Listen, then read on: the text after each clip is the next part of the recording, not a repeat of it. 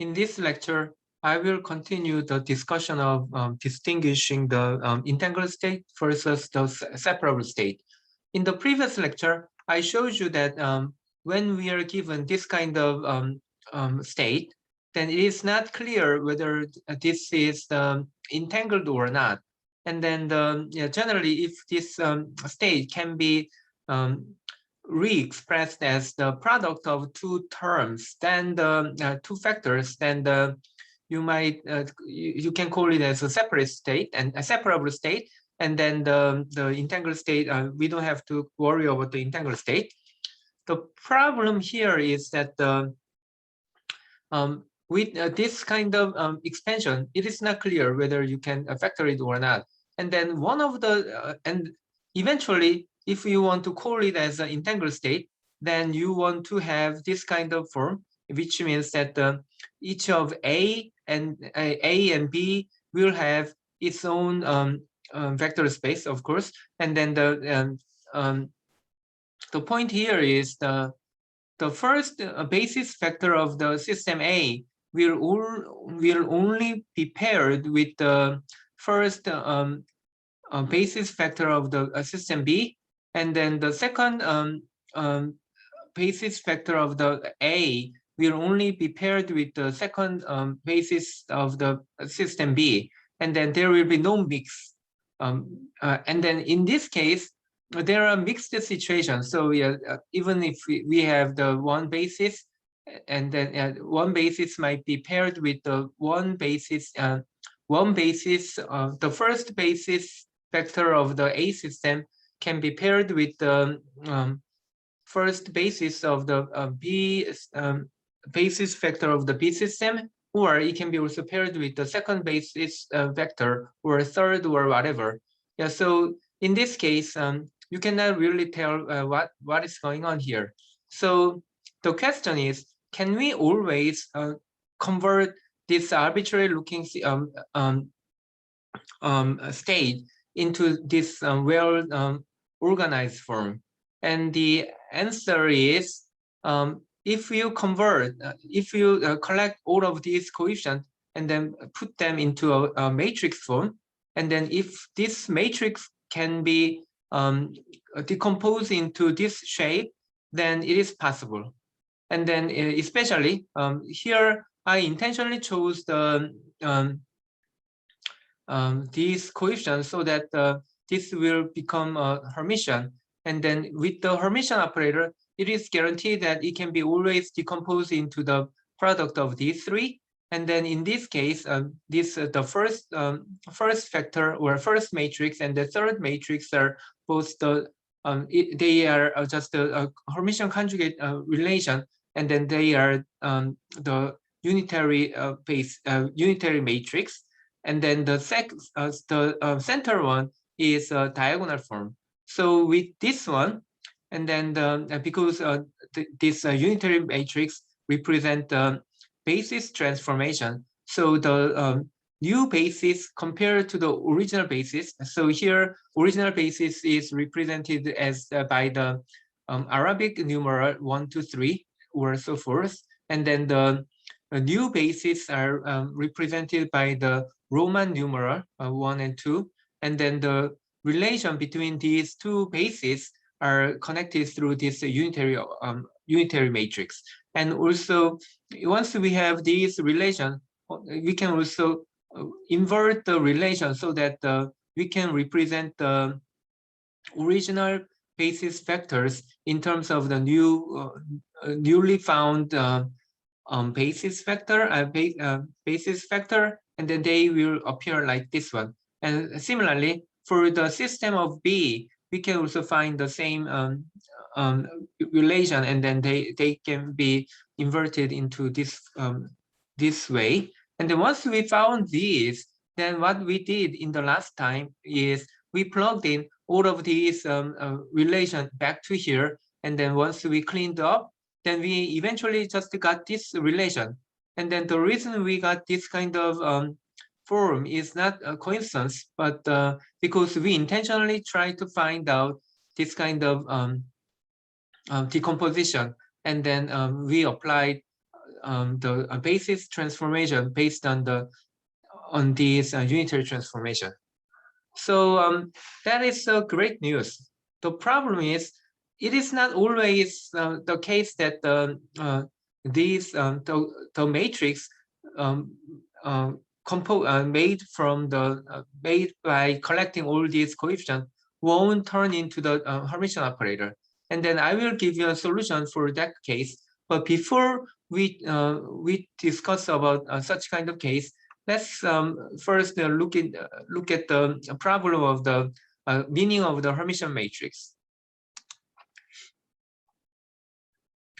So we saw that the Hermitian, we know that we already learned several times that the Hermitian matrix can be decomposed into this the product of these three matrices, and then in this case, we can consider the meaning of this decomposition by considering the action of this matrix on some vector. So here, and then generally because this decomposition will act on this vector one by one. So let's consider step by step. So the first, the meaning of the first transformation. So this one basically corresponds to the basis transformation. And here, what I'm talking about is following. So let's say that we start with our original basis, and then some vector is represented, some vector exists inside the Hilbert space spanned by this basis vector. And then in this case, we can definitely find out each of the component, and we generally write down the component of this vector with respect to this basis vector as the column vector. So this is the vector representation of the given vector in this basis. However, we can also consider another basis, and then even the same vector in another basis can be represented by the different components, and then these components can be also expressed as the column vector like this one. And then the question is, how can we connect these two? And then we learned, we discussed this one several times, and then the answer is by constructing a unitary matrix which will connect between this basis and this basis, then it is easily converted from this column vector to this column vector. And the relation between these two is once I constructed the unitary matrix U, then all I have to do is multiply the U dagger to the original vector. And similarly, once we have this unitary matrix, then we can also consider the invert relation, meaning that by multiplying the unitary operator, the same unitary operator, but without dagger on both sides, then this vector, this column vector representation can be also obtained from this column vector representation just by multiplying unitary matrix like this. So the first step, the meaning of the first step is, all it says is we just change the basis. We did not touch the direction of the vector by itself, but we only changed the vector representation or column vector representation. And then the second step is actually multiplying the diagonal matrix to this new column vector representation. And then in this case, the meaning is the following. So I just copied here the same vector here. And then what we do is multiply the diagonal matrix. And then because we know that the Hermitian matrix always can be decomposed into this form, and then this one will be always diagonal. And then that diagonal, the the value of these diagonal terms will come from the eigenvalues, and also I forgot to mention that all of these new basis vector came from the eigenvectors. So yeah, within this new eigenbasis representation, the center matrix should always appear as the diagonal matrix.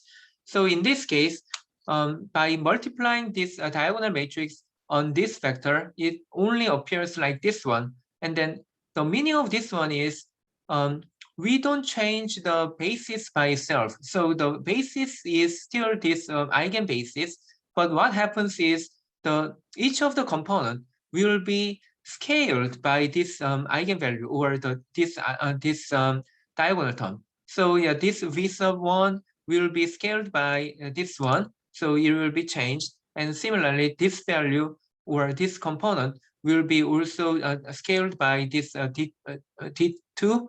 And then now the result of the new vector is not the same as the original one, but it will be tilted like this one.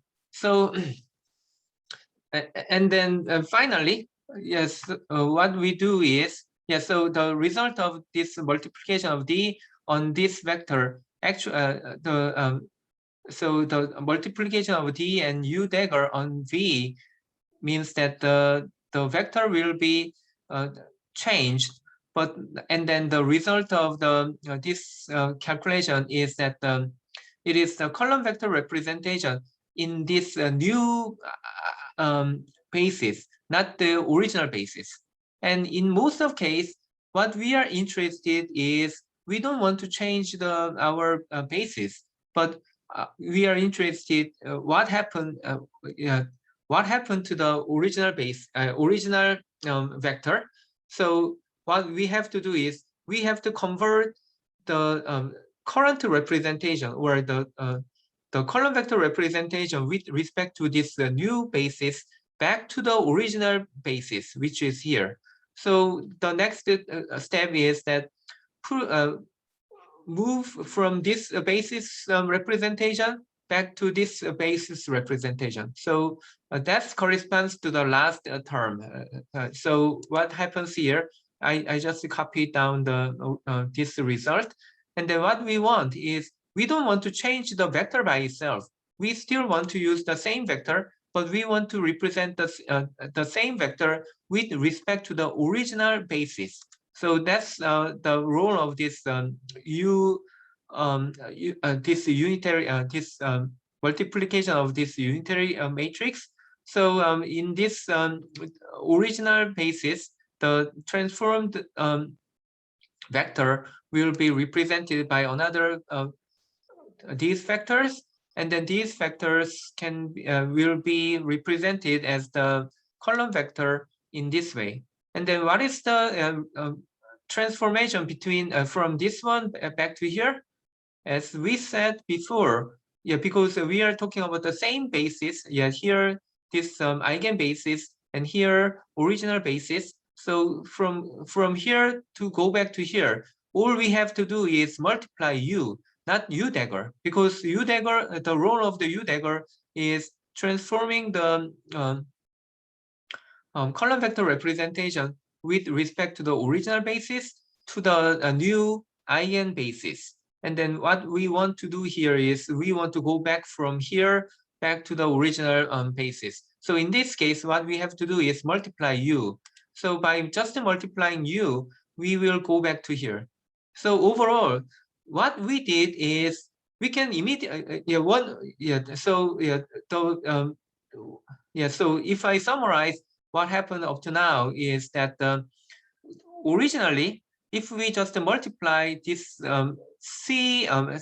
this matrix on the column vector representation of the original vector, then you might get some value like this. But what really happens inside is that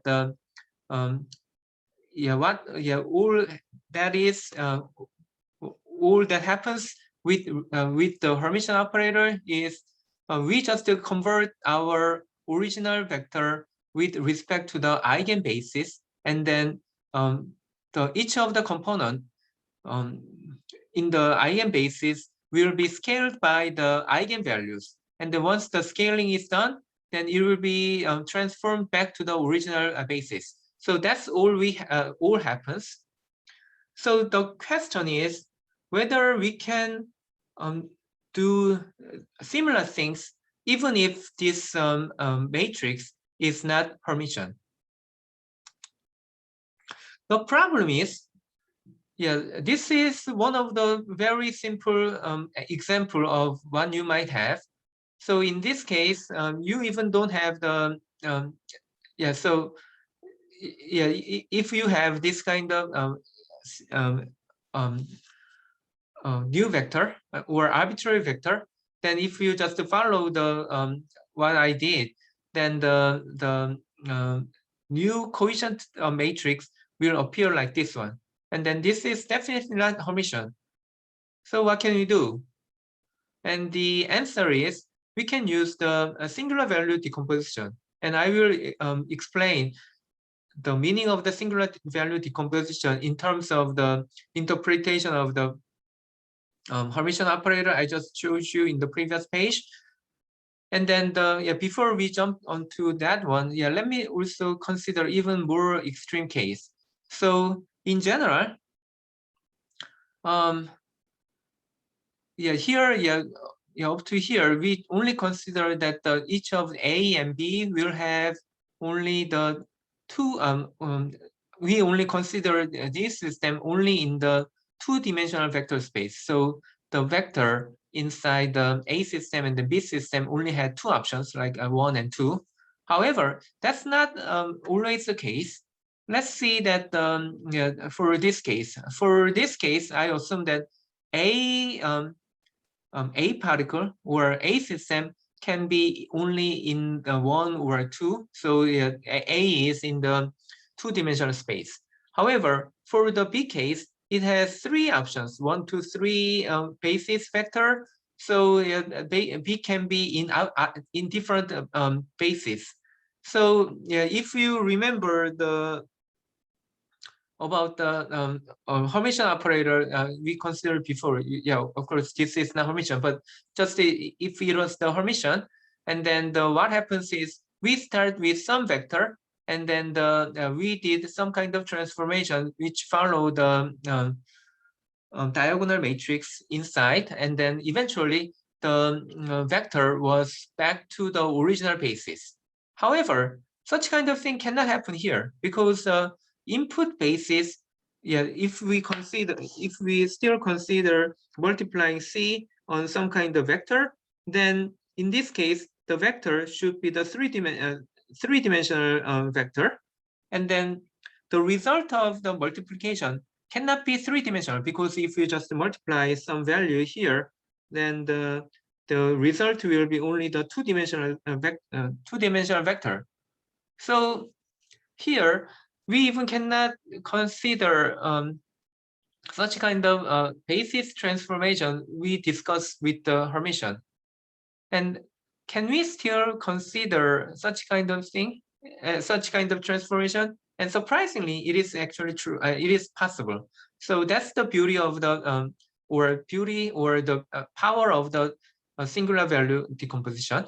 So eventually, what we will do is we want to convert the entire system into this kind of shape, and actually, because A cannot be more than two-dimensional space. Here I just limited the here I assume that here I only showed you that A can have only 1 or 2. So that means that the A is not guaranteed to have more than dimension of 2. So actually, the third term will always have 0 component, but you might still not feel yet exactly what happens. So let me explain it. But before I jump onto that topic, let me also ask you why we are learning about this separable state versus the entangled state, or why we are interested in separating those. We are only interested in the quantum computation, So why do we bother?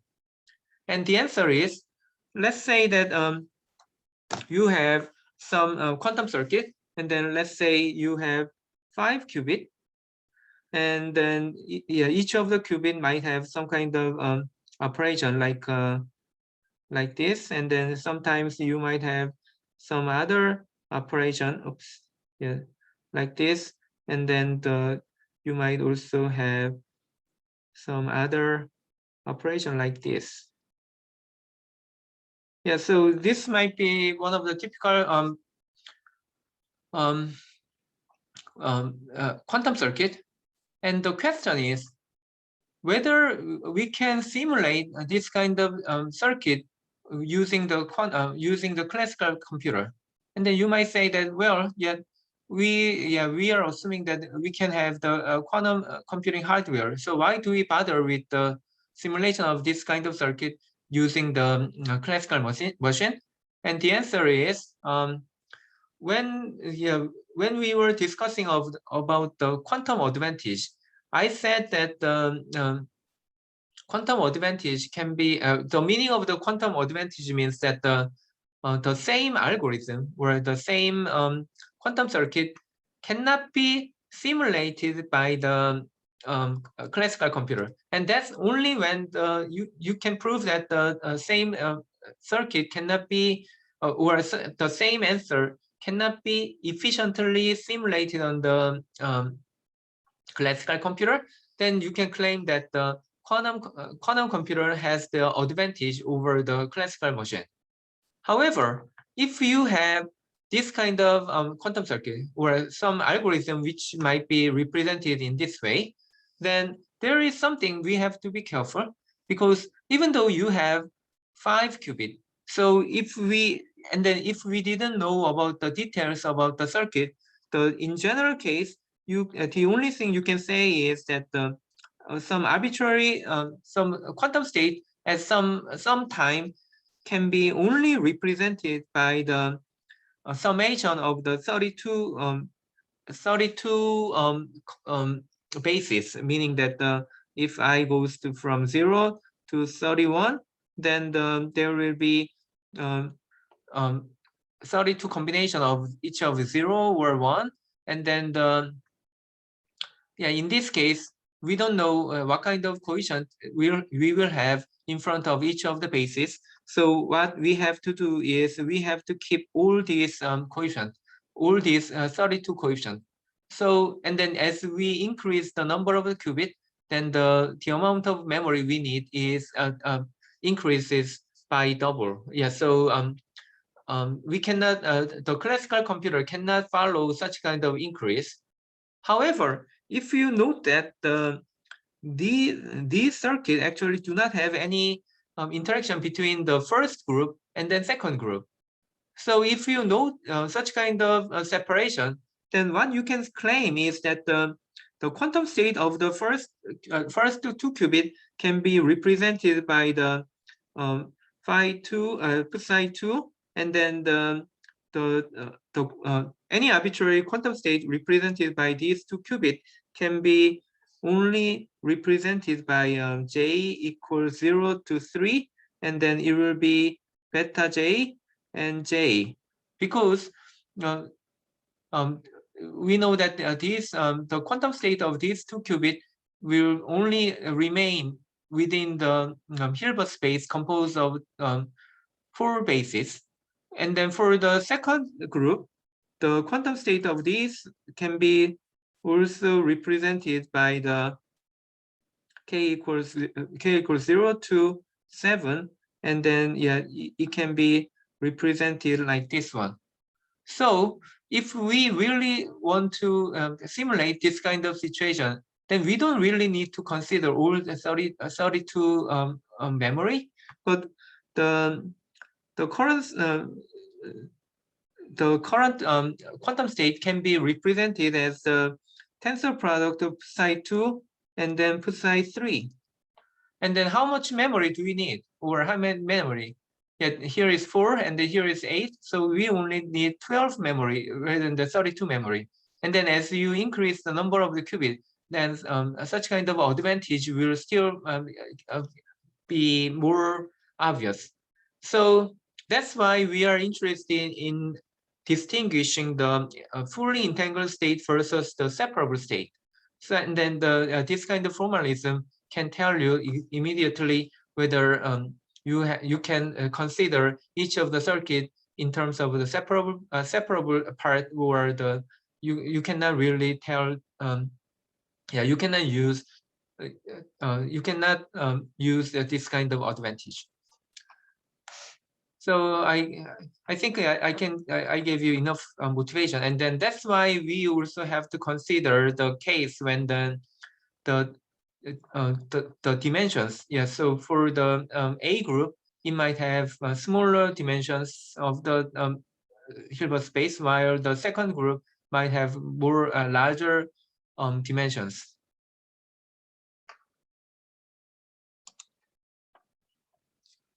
So the first claim of the singular value decomposition is that any arbitrary matrix, even if not the square matrix, so yeah, like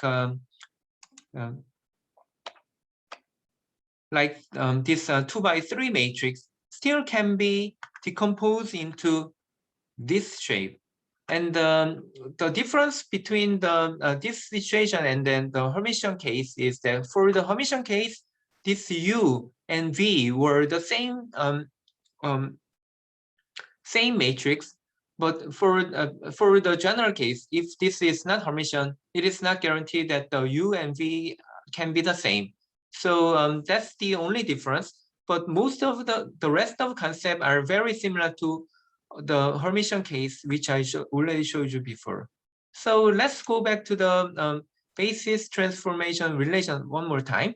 So yeah, similar to the Hermitian case, what I'm trying to do is I want to represent some vector with respect to this original basis or some new transformed basis. So if I have some vector with respect to this basis, and then the same vector can be represented by different column vector, but with respect to this tilted basis, and then the transformation between these two can be always we can always find the unitary matrix which will connect or transform between these two. And then once we found such kind of matrix V, and then the transformation from this this basis to this one can be represented by the V dagger, and then this is the relation.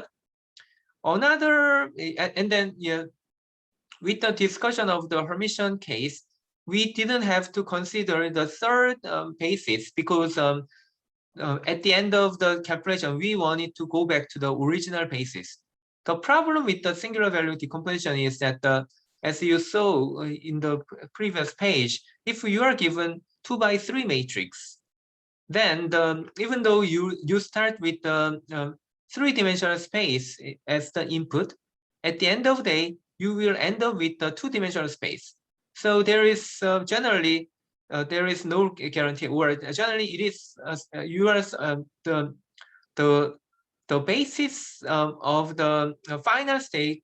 There is no guarantee that it will be the same as the input basis. So that's why we have to consider the third basis. And now what we are considering is that, yeah, after some kind of transformation within the, with respect to this basis, we want to go back. So now we have to also consider two different vector representation with respect to this basis or with respect to this one.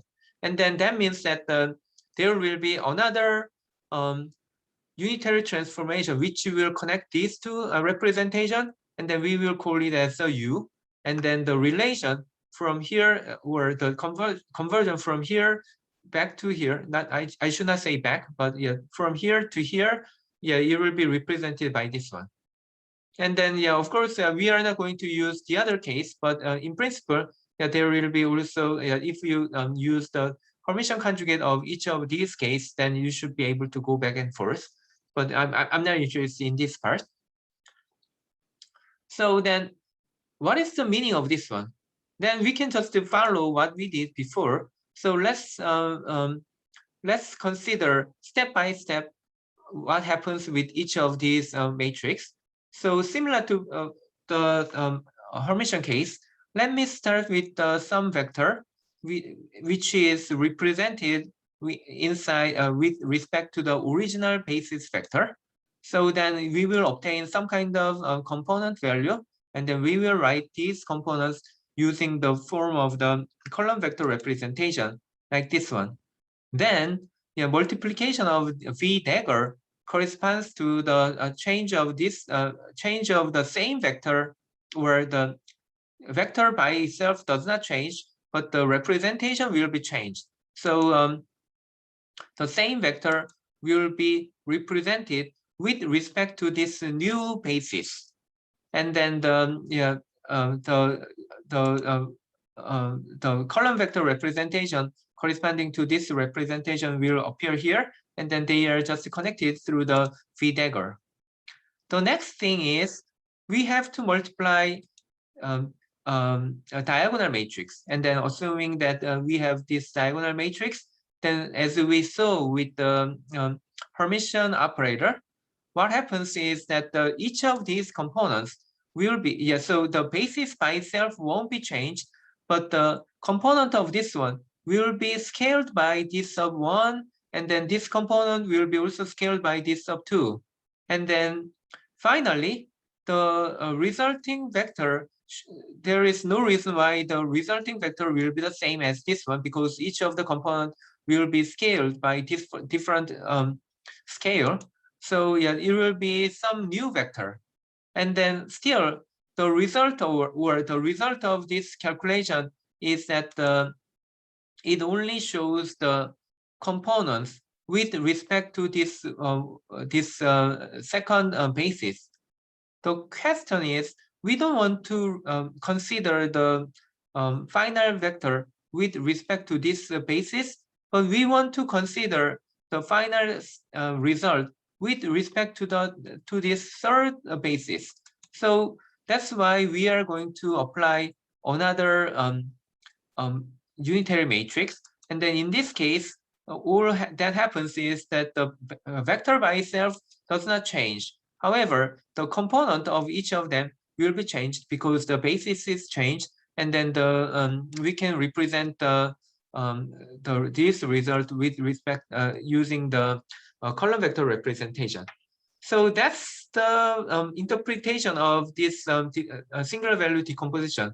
Of course, there will be many different ways to interpret, but personally, I think comparison of the singular value decomposition to the Hermitian decomposition of the Hermitian operator has very intuitive interpretation. That's why I just introduced this one.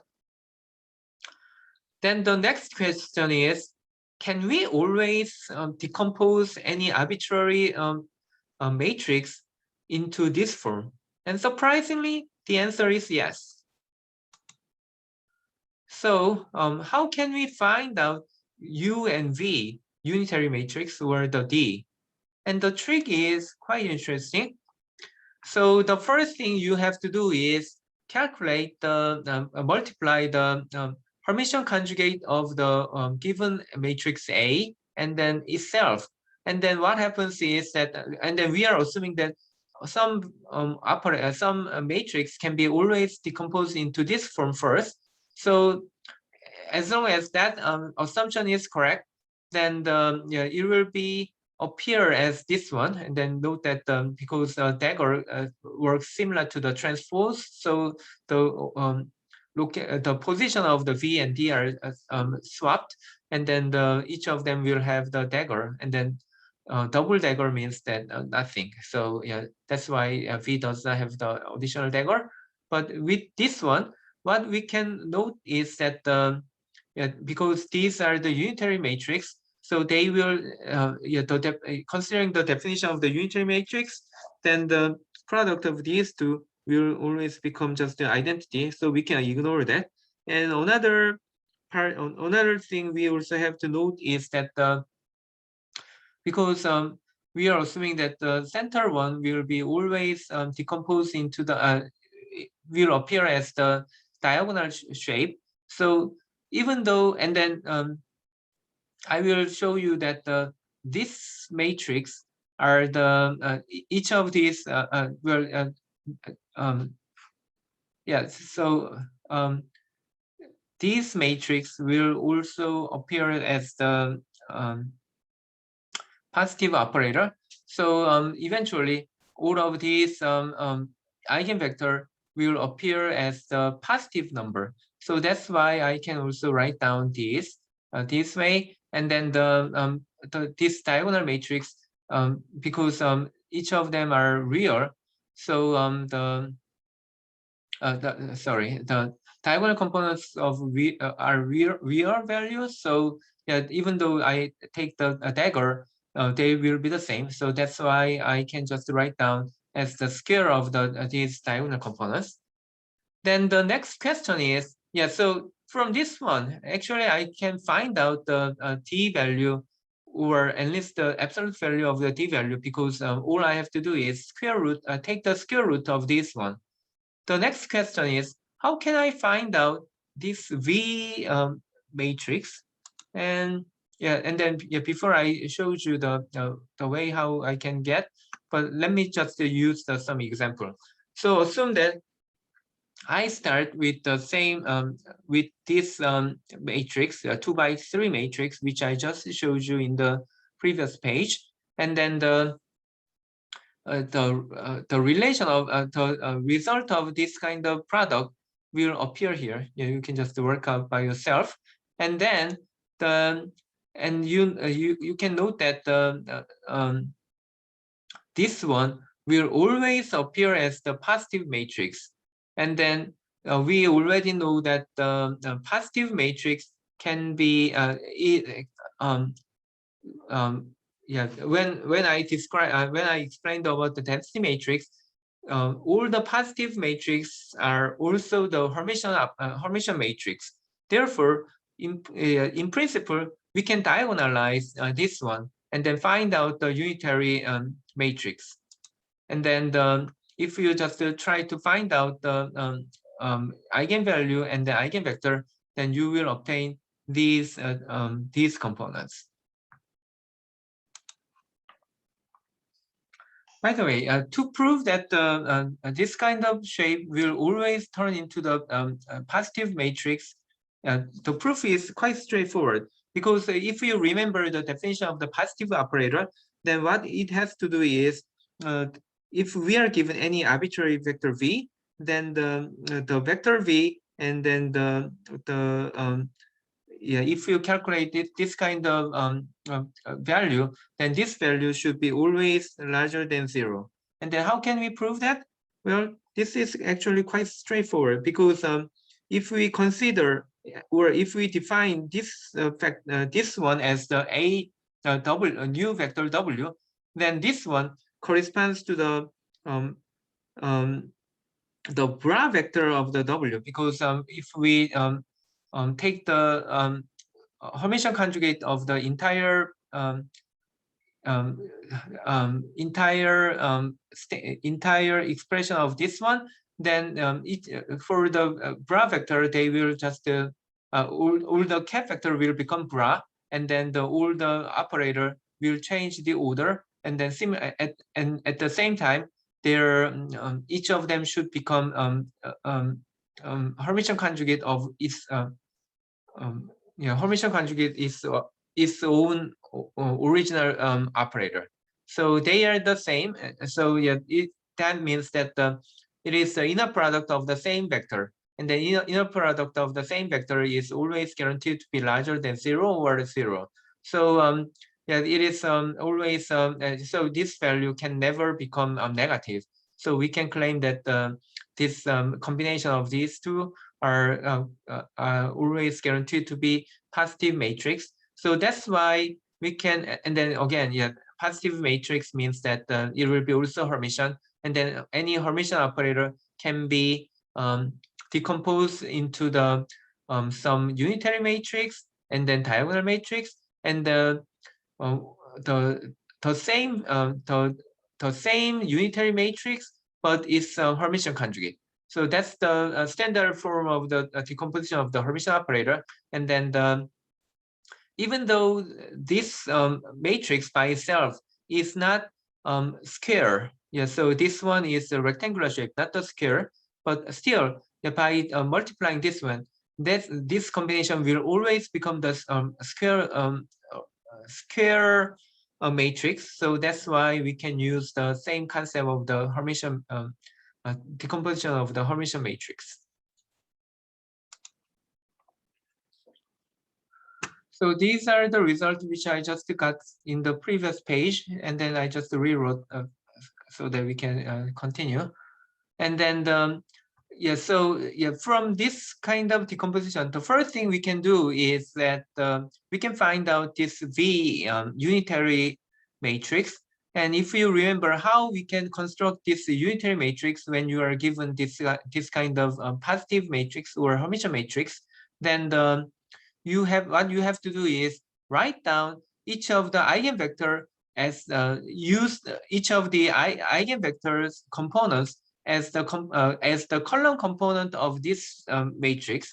So if I do that, one thing you have to be careful is that this vector by itself is not normalized. So if I normalize if I want to normalize this vector, then I have to divide each of the component by the square root of 3.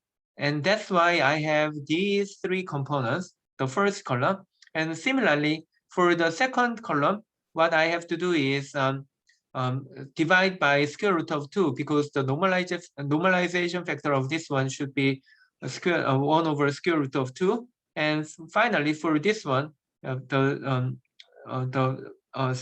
length of this factor is square root of 6. So I have to also divide each of the component by square root of 6. And I just wrote down the entire column vector like this one. So that's how you can obtain the V matrix. And we also know that if I just use each of these as the first, second, and third column, then the eigenvalue of the diagonal matrix corresponds to the eigenvalue, and then each of them should follow the same order. So the eigenvector corresponding to the first eigenvector is 3, and then second one is 2 and 0. So yeah, they will just appear like this one.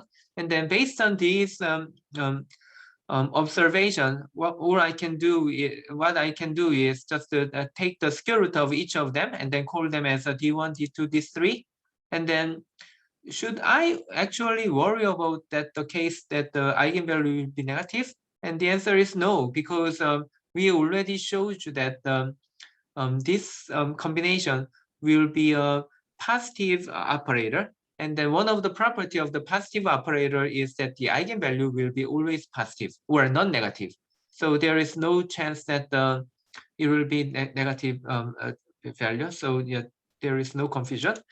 And finally, so okay, not finally, but now what I can do is because I obtained the V, and then now I can consider the combination of the or the product of A and V, because what I'm going to do is now I'm going to calculate the U, and then yeah, one thing I will make sure is that the U, the calculation of the U is consistent with our choice of this V. And you will realize why I'm talking about this one in the next page.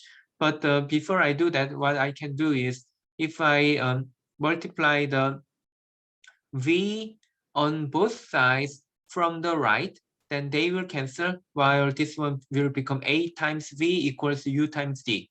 So that's why I just first calculate the U times V, and then I just plugged in all the result, and I obtain this kind of result. And now let's continue to find out U. To find out U, what I have to do is just to reverse what I did in the previous case. So previously what I calculated was A dagger A.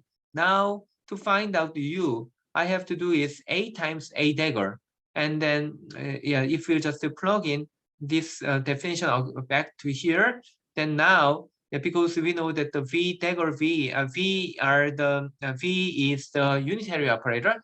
So V dagger V will become identity again. And then the D is already diagonal matrix. So we know that this will just appear as the single diagonal matrix. And then it is the form of the unitary, diagonal, and the Hermitian conjugate of the same unitary. And then this is the decomposition of the Hermitian operator.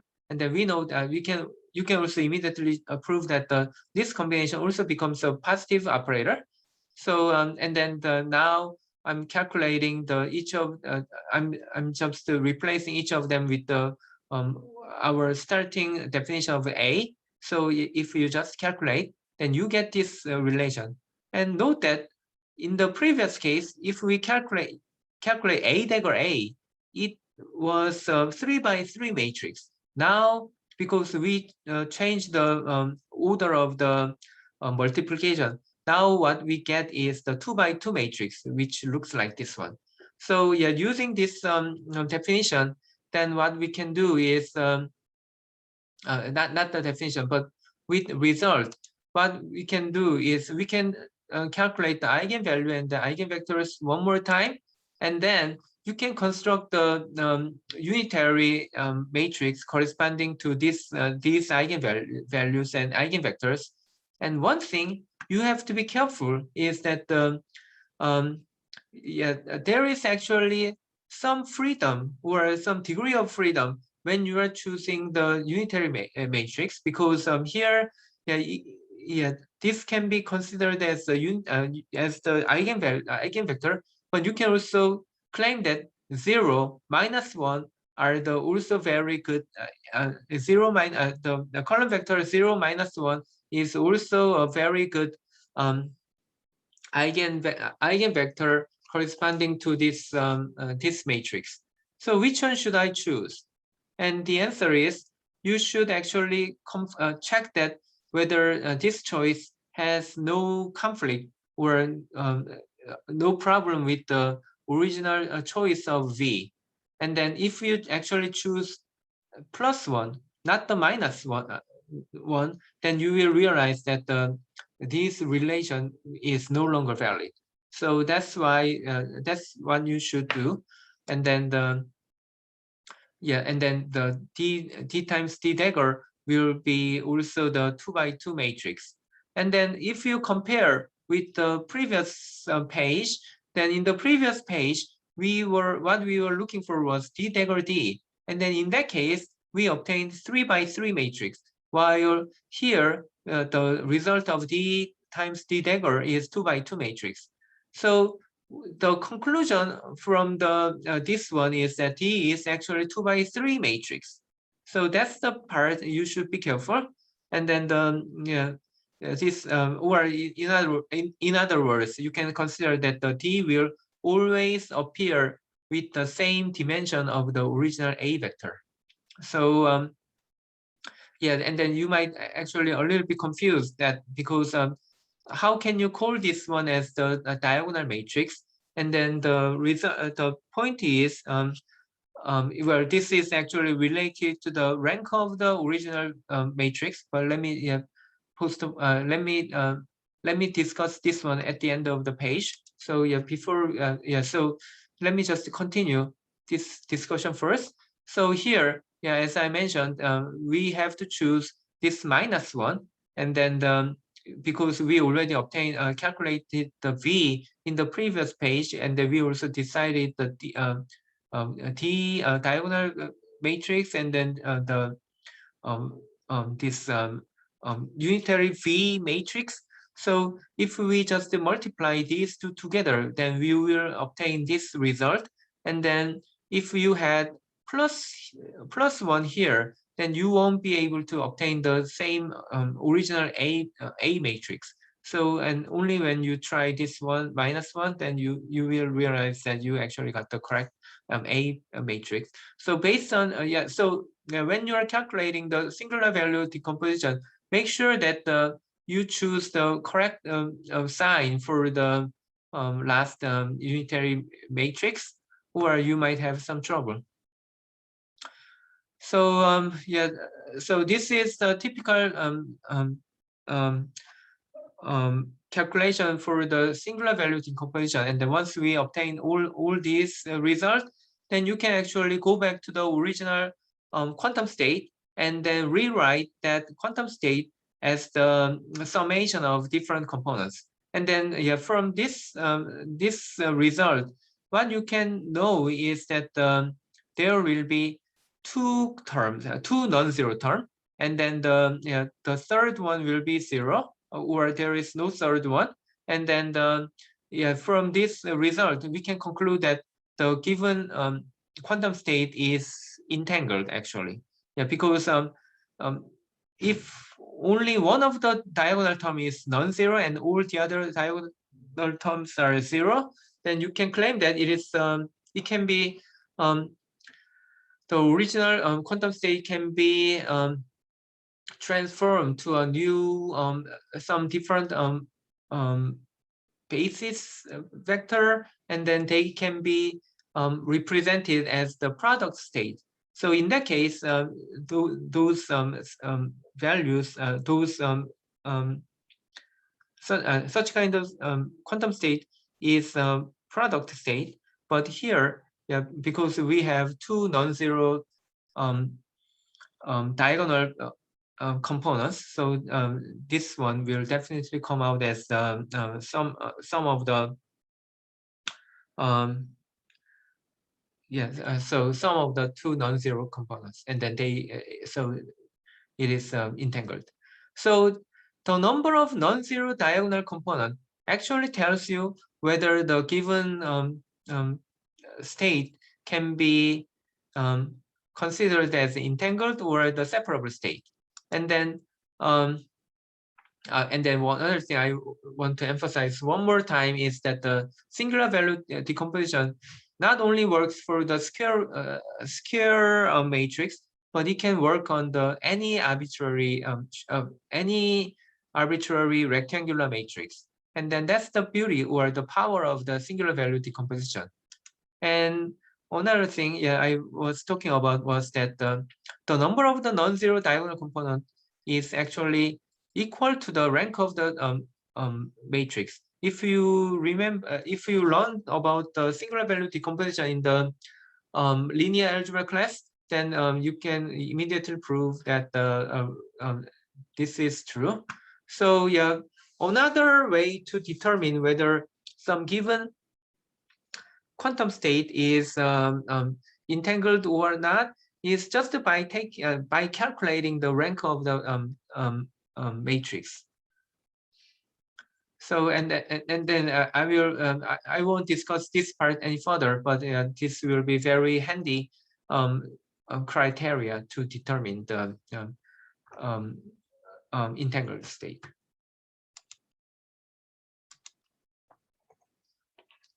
And the next 4 pages are just a summary of how the Schmidt, how the singular value decomposition is described in the textbook. And then you can probably read those parts. And then I just left this one because in the first semester I taught this class, I just summarized what the textbook says, but still, I felt that it was not clear for most of the students what the meaning of this polar decomposition and the singular value decomposition. That's why I spent a lot of time, not a lot of time, but this class and the previous class to explain more detailed example of the singular value decomposition. But you are encouraged to read how this the mathematics is described in this book.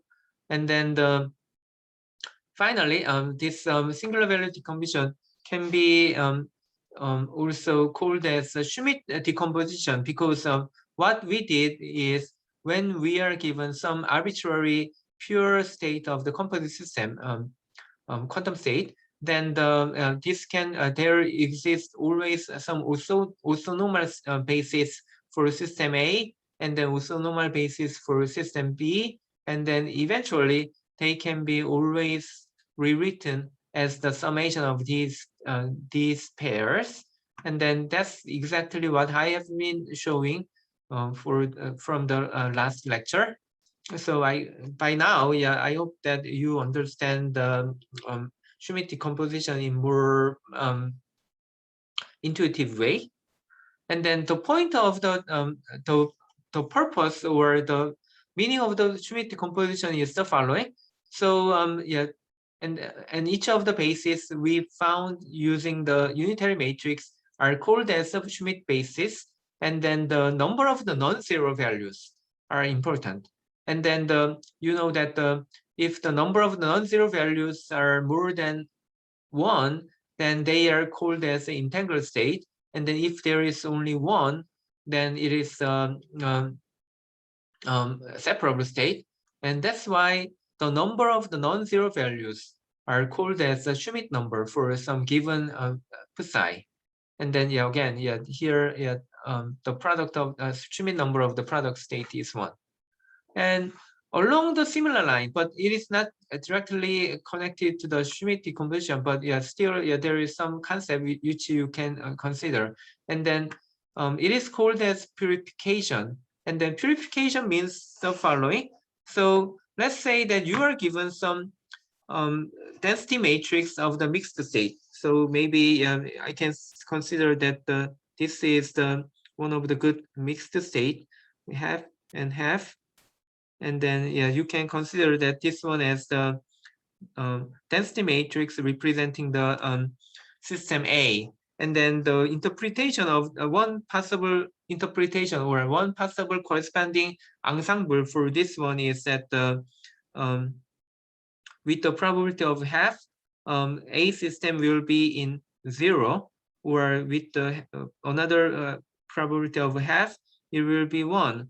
And then the question is, yeah, well, yeah, this is all we know of, from this density matrix, but actually we can consider that this A, the reason we got this kind of mixed state is because this A system is entangled with some unknown environment. And then if I call the environment as the reservoir, and then in that reservoir, we might have some quantum state. So in that case, what I can do is, instead of just writing down the state of A particle only, I can also consider that the composite psi A and reservoir, and then in that case, you can just consider this kind of situation that the A particle is 0, while the reservoir will be also 0. And then when the A particle is 1 state, then the reservoir, the quantum state of reservoir will be also 1. So yeah, here what I'm just doing is, even though I'm given some mixed state, I can somehow simulate so that the entire the combination of the system A and the reservoir will like a pure state. Yeah, so this is some trick you might find interesting or useful when you are working on the entangled state or some mixed state.